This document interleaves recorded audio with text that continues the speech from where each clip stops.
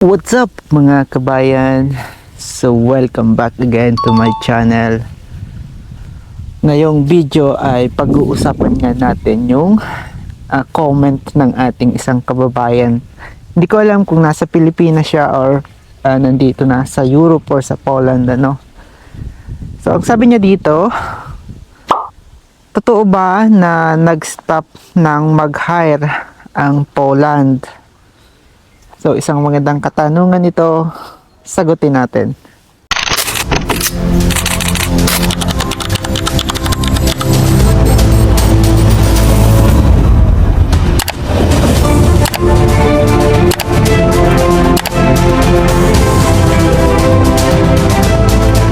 So by the way, shout out to all kababayans here. Kung may mga katanungan kayo mga kababayan, pwede kayong mag-iwan ng comment dito sa comment section ng YouTube channel ko. So masasagot ko yan. So medyo busy lang yung sitwasyon ko dahil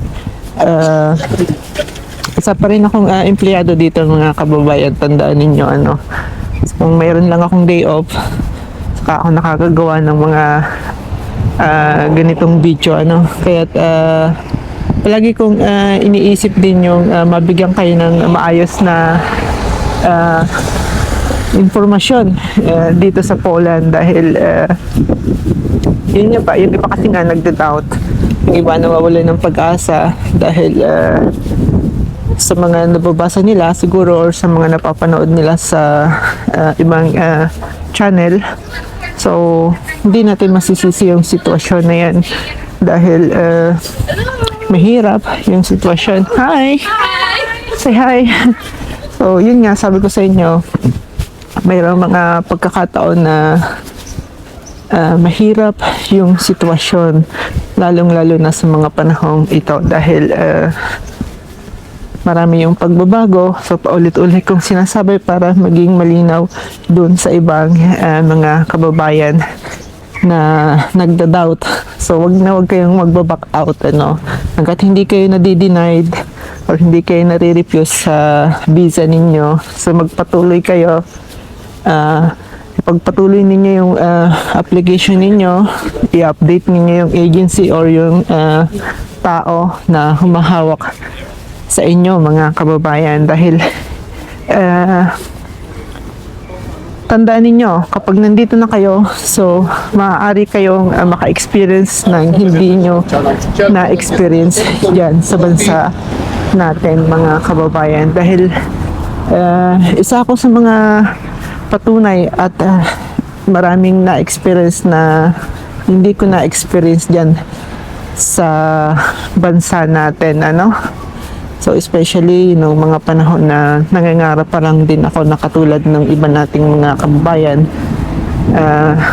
sa ngayon, Alam ko hindi madali yung sitwasyon pero wag kayong mag-give up hanggat hindi kayo nadi-denied or nare-refuse sa application ninyo. So of course, kung meron kayong opportunity sa ibang part ng Europe, so pwede kayong mag-give up, Sa dami ng pagbabago sa regulation dito sa Poland simula nung dumating ako mga kababayan, ay talaga namang yung mga bagong nangangarap pumasok dito sa Poland ay siguro naguguluhan sila or nagda-doubt sila sa sarili nila, So, syempre, lalong-lalo na sa mga panahon ngayon ay hindi madali yung pag-apply dito, mga kababayan.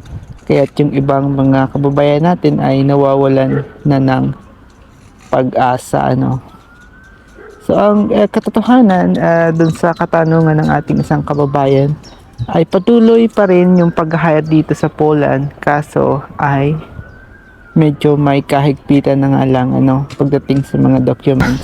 Huwag kayong basta-basta naniniwala sa mga hindi naman naka-experience na magtrabaho dito sa Poland pero nagbibigay ng impormasyon sa inyo, di ba? So baka nakuha lang nila yan sa article pero hindi naman nila kayang patunayan dahil wala naman sila dito sa Poland, So ang magandang example ko nga sa inyo, para dun sa mga nagda-doubt, ay patuloy pa rin na nag-hire itong Poland, mga kababayan, hanggang sa ngayon. Dahil nagkaroon lang nga ng kaunting aberya, kumbaga, or ng kaunting pagbabago sa regulasyon. Dahil gusto din ng bagong gobyerno dito na maging patas para sa mga foreigner, dahil lalong-lalo na sa mga panahong ito, kailangan nila yung mga foreigner dito sa bansa nila, dahil nung pumasok yung foreigner dito ay mas gumanda yung ekonomiya ng bansa nila.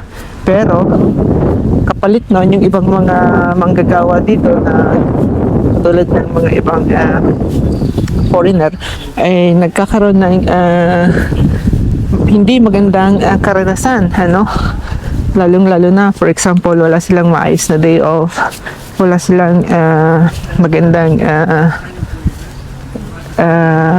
pasahod, kumbaga maraming mga kinakaltas sa kanila. So ayon doon sa mga nababalitaan ko sa ating ibang mga kababayan, so ganun yung nagiging sitwasyon dito, kaya't maraming nadinig na problema yung gobyerno. So binago din nila yung regulasyon, dahil kasi yung ibang mga foreigner, mga kababayan, nakapasok nga dito ng walang masyadong interview, hindi sila nagkaroon ng magandang briefing, kumbaga. So hindi sila aware, hindi sila aware sa mga sitwasyon, kaya't puro lang sila reklamo rin dahil hindi sila na-inform ng employer nila. Yung employer naman, kobra lang ng kobra ng pera kahit walang maayos na briefing dun sa mga manggagawa niya or sa mga tao niya, diba? So ganyan din kasi yung nangyari dun sa akin ng mga panahon na nagtatrabaho pa rin ako dun sa agency, So ang kagandahan naman dun sa agency ko, tie up or konektado yun doon sa agency ko sa Maynila, Kaya may briefing kami bago kami pumunta dito sa Poland. So ang pinupunto ko kasi dito yung ibang galing ng mga Middle East or ng Hong Kong na hindi man lang nabigyan ng maayos na briefing, lalong-lalo na yung nagdaan lang sa agent. Yung agent lang yung nag-process ng dokumento. Pagdating dito, yun, tutulog lang siguro dun sa agency at magra-run away na, or lilipat na ng ibang part ng Europe, or lilipat na ng ibang agency, kasi ayaw niya yung trabaho. So maraming nadinig na problemang ganyan, kaya't nagkaroon din ng malaking pagbabago dito sa regulasyon ng immigration, lalong-lalo na sa mga panahong ito, mga kababayan. Kahit hindi din natin masisisi yung nangyayari sa ngayon, dahil gusto din ng gobyerno na mapasaayos yung mga naging problema ng mga nakaraan taon, mga kababayan. So kahit patuloy lang kayo sa paniniwala na makakapunta rin kayo dito, dahil sabi ko nga sa inyo, kailangan nila yung mga foreigner dito sa Poland, especially sa mga panahong ito, mga kababayan. Bilang isang OFW dito, mga kababayan, sa Poland, sa loob ng 5 taon na, So, patunay na hindi nag-stop yung pag-hire dito sa Poland, So, nagkaroon lang ng kaunting pagbabago sa regulation at nagkaroon ng higpit, kumbaga dun sa mga pagbabago, sinasabing kinakailangang magbigay ang employer ng employment contract, hindi yung civil law contract, kaya't kinakailangan yung employer ay mag-provide ng employment contract, hindi yung civil, So yun yung kinakaharap sa ngayon ng mga employer dito sa Poland, mga kababayan. Kaya kung may aalinlangan kayo, kaya kung bakit tumatagal yung application ninyo dito sa Poland, ay dahil sa mga pagbabago, mga kababayan. So maniwala kayo, napakaraming pagbabago, lalong-lalo na sa taong ito, at sa mga susunod pa sigurong buwan, So ibig sabihin hindi naging madali yung hamong kakaharapin ng ating mga bagong kababayan or mga bagong foreigner na nangangarap pumasok dito sa Poland, Kaya't ang advice ko, tagain ninyo mga kababayan. So wala namang mawawala sa inyo, siguro yung time lang na paghihintay, So habang naghihintay kayo, so of course, magtrabaho muna kayo, So ganyan naman yung ginawa ko nung mga panahon na nag-a-apply pa lang ako papunta dito sa Poland. So nag-resign ako nung siguradong makakaalis na ako at makakapunta na dito sa Poland, mga kababayan. Kaya huwag kayong mawala ng pag-asa kasi hindi naman instant na makukuha ninyo yung application agad na yan. So may proseso yan, napakahaba ng proseso dahil lalong-lalo na sa mga panahong ito, nagkaroon nga ng pagbabago dun sa regulation ng immigration dito sa Poland dahil maraming nasilip yung mga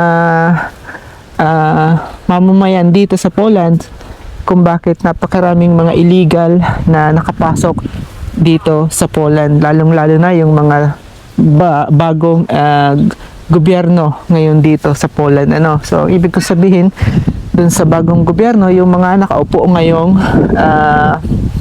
senators, at magkakaroon din ng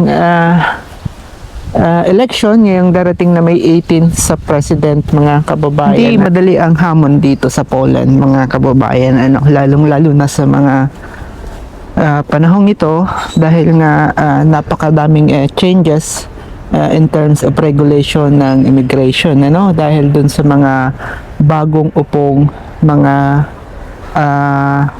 so patuloy lang kayo mga kababayan sa pangarap ninyo. Katulad ko, patuloy pa rin ako sa pangarap ko dito sa Poland, So hindi ako nawawala ng pag-asa na baka sa mga susunod na buwan or susunod na taon ay maging isang residente ako dito, sa Poland. Kaya huwag na huwag kayong mawawala ng pag-asa. Patuloy pa rin na nag-hire ang Poland, mga kababayan. Kaya doon sa mga nagda-doubt, mga kababayan, sa'yo, doon sa nagtanong, huwag kang mawala ng pag-asa, kabayan, dahil ang Poland ay patuloy pa rin na nag-hire. Mabagal nga lang ang proseso, mga kababayan. So magkita-kita tayo sa mga susunod kong video, mga kababayan. So mabuhay kayong lahat and God bless sa inyo, mga kababayan.